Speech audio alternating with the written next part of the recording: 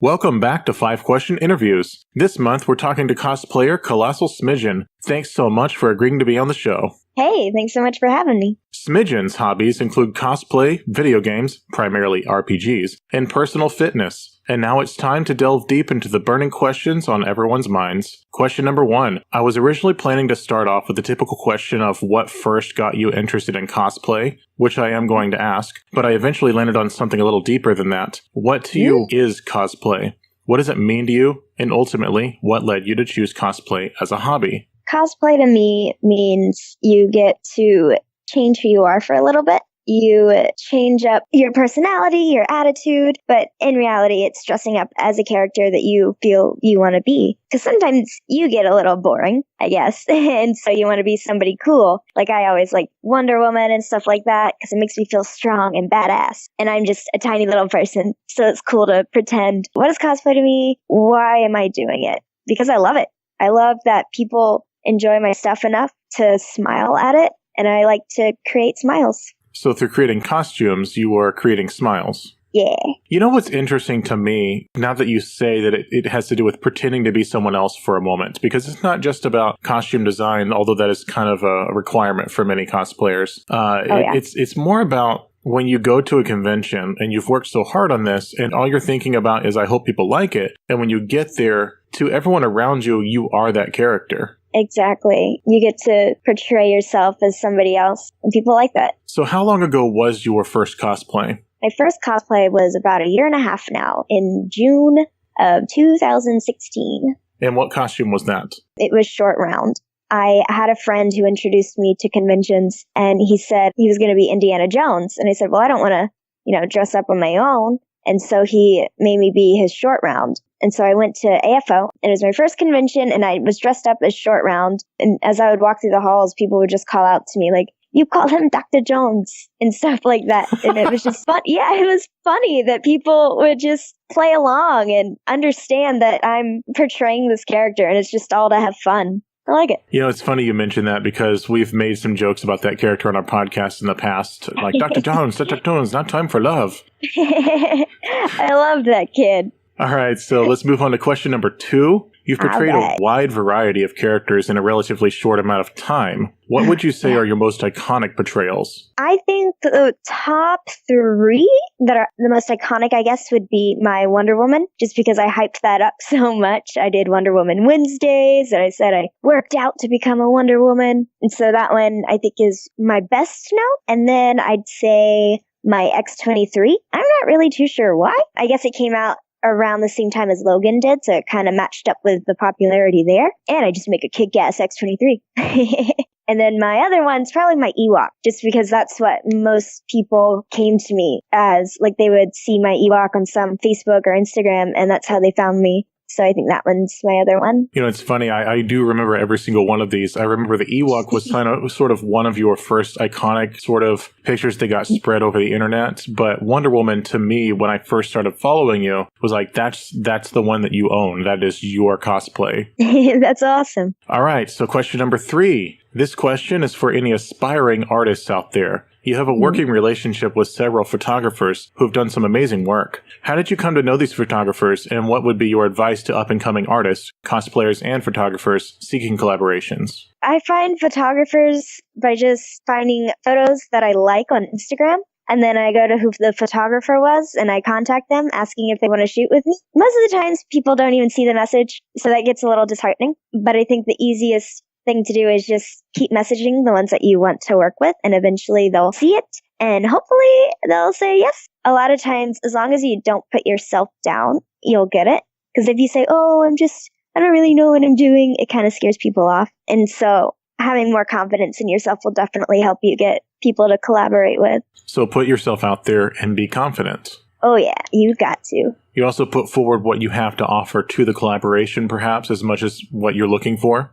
Oh, yeah. Yeah, if you want to work with somebody, don't assume that they're doing all the work, because you still have to bring something to the table, whether it be your art or you. You got to bring it. Okay, question number 4. I want to finish out with video games, as is our custom here, so let's jump first to personal fitness. What is the story of your fitness journey in the past few years? Oh man. Okay. So it's not ridiculous. Like I was in college and I ate really crappy and I just wasn't taking care of myself the way I should have. And then just suddenly when I started cosplay, I had a bit more confidence in myself. So I decided I'm going to take care of my body because it's the only one I get. And so I decided to start running every day, eating better, healthier, not 10 pounds of mac and cheese a day, which is very regrettable. I miss mac and cheese a lot. But I do also, just recently, I got a personal trainer, and she's helping me get stronger as well. What would you say is the best piece of advice you've gotten from your personal trainer? Gosh, she gives me good ones every day. I'd say the most helpful one that she's told me to do is carry around a gallon of water and just drink it, because you have to drink a lot more water, and water is a vital part of being healthy. Finally, on the subject of personal fitness, do you have any goals you are currently setting for yourself or are planning to do at the beginning of the new year? Personal fitness goals for the new year, I would probably say I just want to get some abs. I want, the sculpt. And that's probably the most difficult goal because of the day in, day out, meticulous, gotta stick with it sort of thing. Yeah, and I guess that's not really a goal, but a guideline, just because they're more like guidelines. But just because it is so difficult and it is something that you have to continuously do rather than just say, okay, this one day I'm going to get it.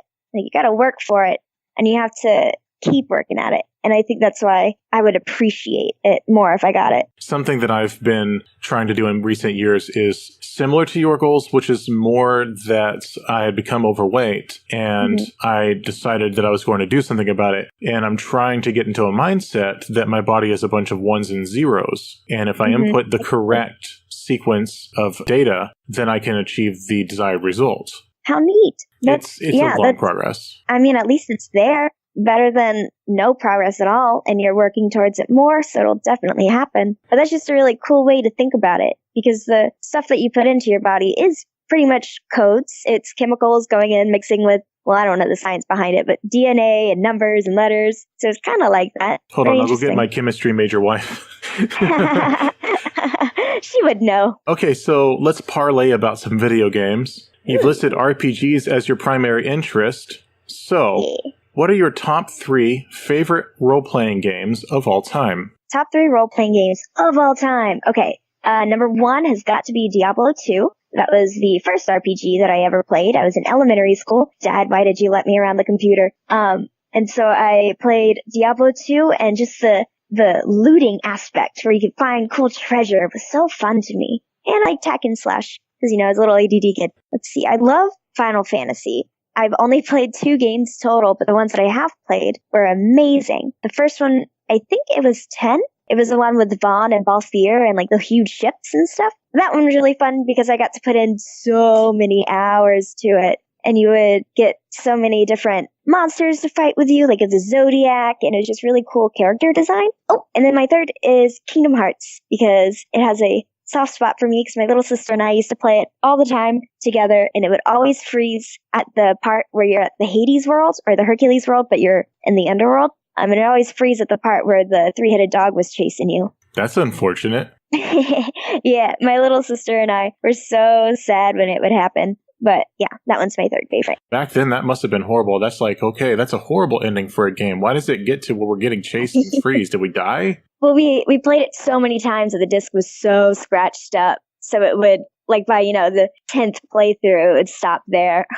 Well, okay. Well, I hear that there was quite a following for Kingdom Hearts. In fact, I had a good friend that everything was Kingdom Hearts. Everything he wanted to talk about, he wanted to draw Keyblades and make Keyblades and talk about Kingdom Hearts. Definitely everyone listening needs to tune in to the upcoming episode of Playerful Podcast, because we're going to be talking about more video games. Unfortunately, that about wraps it up for this month's installment of 5-question interviews. Smidgen, thanks again for joining me for a short and sweet interview. Absolutely. Thanks for having me, dude. Smidgen will return, Marvel style, for one more episode, the December livestream episode of Playerful Podcast. You can catch the archive on this channel once it's been uploaded. Now we get to social media stuff. Where can our listeners go to follow you on social media? I've got Facebook, and I've got an Instagram, and I've got a Twitch. And it's really easy. All of the names are Colossal Smidgen. There you go. If you have trouble remembering the link, then just look for Colossal Smidgen and you're going to find it because no one else thought to use that username. Yes. Maybe next time we'll ask you about the origins of the username. Ooh, okay. This has been 5 Question Interviews. This is Joseph Dunlap with Player 4 Podcast, signing off.